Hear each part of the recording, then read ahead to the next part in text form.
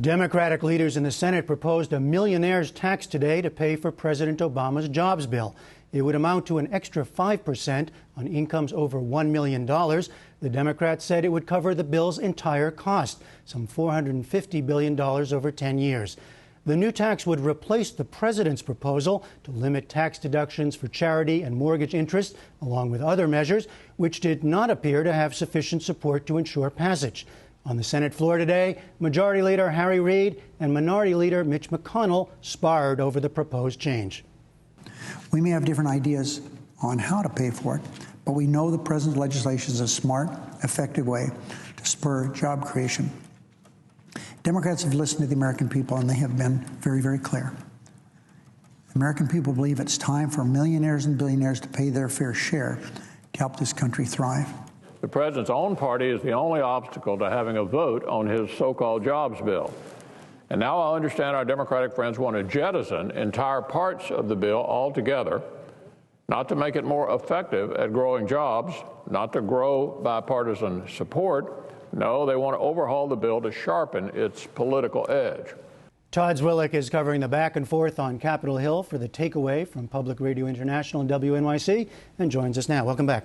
Good to be with you. So on the substance, it's pretty straightforward, right? It is. A 5% surcharge on millionaires. The president will say millionaires and billionaires. And it's pretty simple to understand. This is a tax increase on the richest among us to do what Democrats and the president called shared sacrifice. The economy's in trouble. People have to get back to work. The president is going around the country saying, pass this bill to get people back to work on construction projects. And this is how they want to pay for it, tax the rich. This is how, but one interesting aspect here is this is the Senate Democrats saying that the president's original notion was not going to work. They didn't have the votes for it. Forget about Republicans for now. They didn't have a majority, probably, of Democrats for the president's original proposal. There were some things in there that you have to get a little bit parochial about. One of the tax increases to the pay nature of Congress often, right? And it is. Yeah. And in a political season, everybody wants to help the president. Everybody wants to help the party. But look at one of the tax increases that was in that bill. Increased taxes on big oil, on royalties and oil revenue. Well, there's a Democratic senator from Louisiana, from the oil patch. That's Senator Mary Landrieu. There's a Democrat from Alaska, Mark Begich. They weren't interested in voting for a tax increase on big oil. Even if this bill never becomes law, as a political proposition, it doesn't make sense to do your best to support the president, even though you probably want to, when it's going to get you in trouble back home. All right, so there's that aspect of the politics, and then there's the other aspect of politics is just the calculation by the Senate Democrats that this plays to some sense of what the public will support. Yeah, and it really allows, you saw the Minority Leader Mitch McConnell on the floor criticizing this effort, saying that all Democrats are trying to do is sharpen this as a political tool. He's got a point. This notion of a millionaire's tax has gotten a majority of Democrats before. It got 53 votes on a similar vote back in December.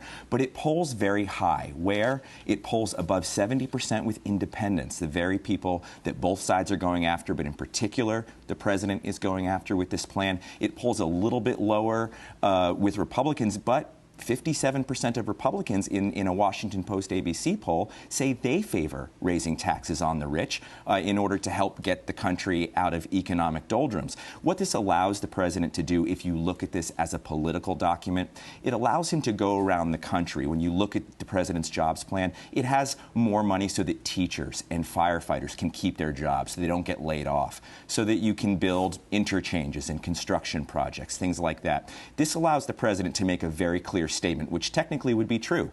If Republicans vote against this, they're protecting tax considerations for the richest among us, and they won't protect the jobs of teachers and firefighters. Well, is there any indication that they might be able to pull in any Republicans for this?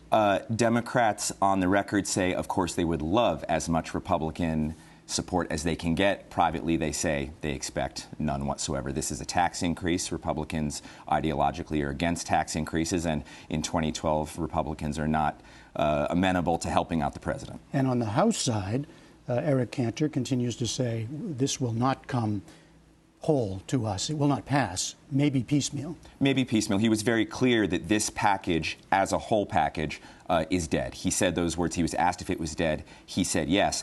And you're right, the majority leader has said we can go down a menu and pick little pieces of this, things that we agree on. The interesting part about picking little parts of this, some tax cuts, some regulatory relief, things that Republicans in the House and the White House say they agree on. As you pick little pieces of it, the question is, are any of those pieces of the bill that they can agree on, are they job creators right now? Will it help create jobs now? Most of the economists say no, because those things don't create demand.